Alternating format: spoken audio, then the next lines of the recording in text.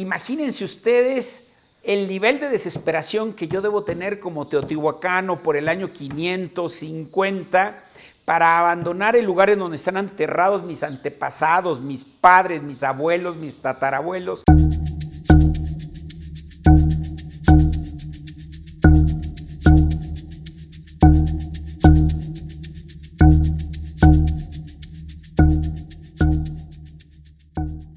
Parte de la respuesta a tu pregunta son los comentarios que me hacen los mismos lectores que ya han leído la novela completa o parte de la novela.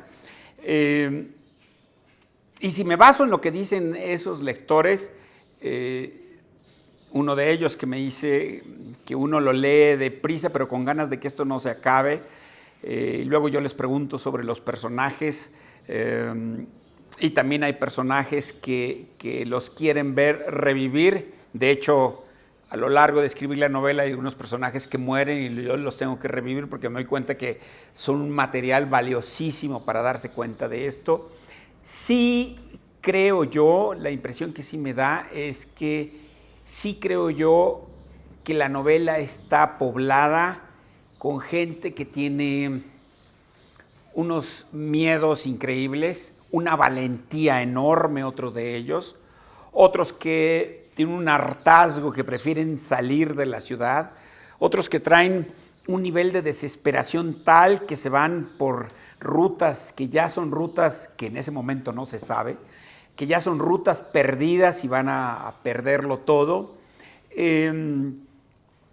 Yo creo que si algo tiene la novela, y a medida que uno escribe ese tipo de cosas, uno se da cuenta de si sus personajes van siendo personajes vívidos, porque uno cuando lo escribe, pues a veces llora con ellos, o a veces se ríe a carcajadas con las ocurrencias de unos de ellos. Hay un personaje que a mí me parece precioso, que es el personaje que, por cierto, sacado del mural del Tlalocan de Tepantitla, un personaje que se encarga de cargar ancianos, que aparece en el mural del Tlalocan de Tepantitla, y quien se ponga a dudar de por qué ese oficio era tan necesario, pues nada más tiene que caminar la calzada de los muertos de lo que se conoce desde el punto sur hasta el norte y se dará cuenta por qué era tan necesario ese rol. Entonces, si me baso en mis propias emociones y me baso en lo que me comentan los lectores que ya han avanzado en el libro, yo diría que sí se logró la misión de todas estas cosas que son los conceptos de por qué colapsa Teotihuacán, de lo cual platicamos, se aterrizan en por qué colapsan las personas. Pero ahora quiero dejar muy claro este elemento, y en el epílogo trato de ponerlo también claro. Yo no recuerdo qué químico fue quien lo dijo, no sé si fue Lavoisier o alguien así, que la materia no se crea ni se destruye, solo se transforma. Eso pasa exactamente, pareciera ser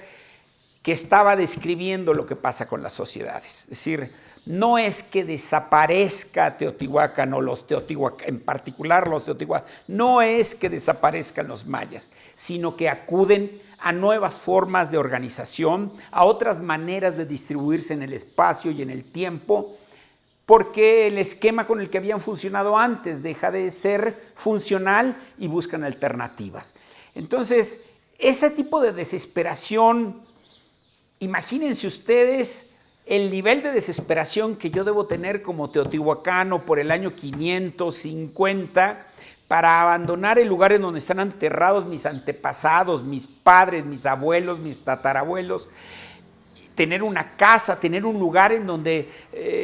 tengo un lugar de trabajo, en donde más se proporcionan servicios médicos, servicios de parto, alimentación,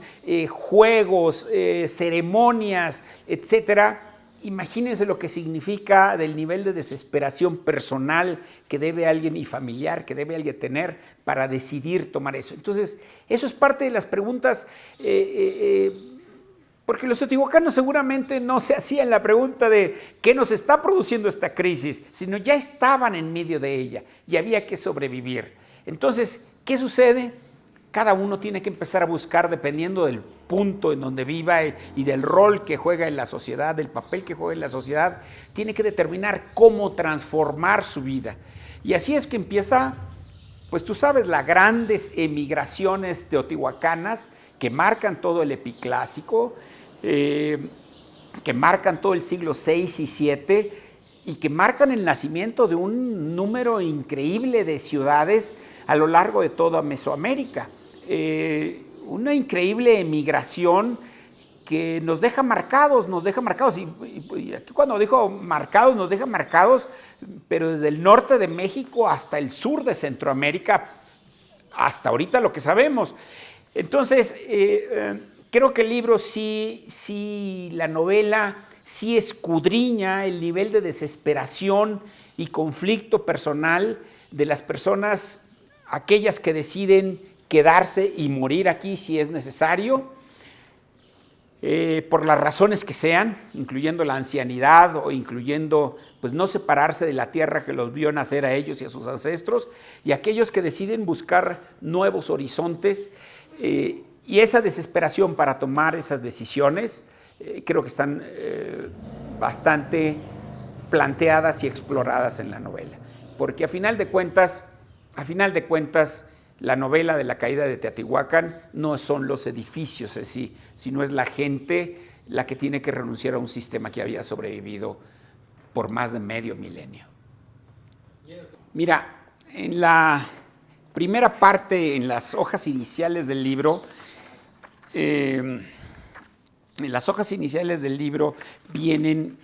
la lista de los personajes. Respondiendo a tu pregunta, definitivamente un personaje que a mí me parece fascinante, y me parece fascinante, debo repetir, en buena parte también debido a la lectura de Sejourné, es Hombre Pájaro Serpiente, que en el libro nada más me refiero a él como Pájaro Serpiente. Hay una imagen de él que hoy la volví a ver, una imagen que yo lo traduzco, que yo así visualizo a Pájaro Serpiente, que es este hombre alado que va levantando el vuelo, para unos levantando el vuelo y para otros cayendo, dependiendo qué perspectiva lo vea uno, y que Sejourné lo describe de manera muy enfática. Entonces, ese es un personaje que además es una columna vertebral de las obras de Sejourné, pero hay un personaje que se llama Tlemoyotl. Tlemoyotl es un personaje precioso, es un personaje de ese del tipo encantador, del tipo que no se cree nada, del tipo que está continuamente mirando hacia otros lados y que se sale de los estándares sociales. Pero es un tipo con una increíble sed de aprendizaje y cuya fuente de aprendizaje son los viejos. Son los viejos a los que carga. Ese es un personaje que a mí me parece precioso. No dudo que un personaje como él vuelva a aparecer en mis novelas, porque siente uno al escribir sobre él, siente uno parte de esa energía. Si me dijera, si tuviera que definir dos personajes con los que me quedo de manera muy entrañable, es él, Tlemoyotl, me quedo con Pájaro Serpiente, me quedo también con Chanek, que es uno de esos que vienen del norte, entre paréntesis, probablemente uno de esos coyotlatelcos, que también me impresionan por su simplicidad, por su movilidad para ver la religión y a los entes a los que queremos adorar. Entonces, esos tres personajes se me quedan muy, muy grabados en el alma, y seguramente van a revivir en otros libros. No me gustaría extenderme demasiado porque realmente a cada uno de ellos, hasta los peorcitos que aparecen en la obra, pueden ustedes darse cuenta que los peorcitos que aparecen en la obra tienen algo que decir y ante todo tienen algo que defender. tienen algo a lo que se oponen que caiga y que se destroce. Y muchas veces, como sucede en las sociedades actuales, tratas de oponerte y en muchas ocasiones la única manera en que se les ocurre a muchos que están en el poder es recurrir a la violencia. Pero fuera de a qué recurren,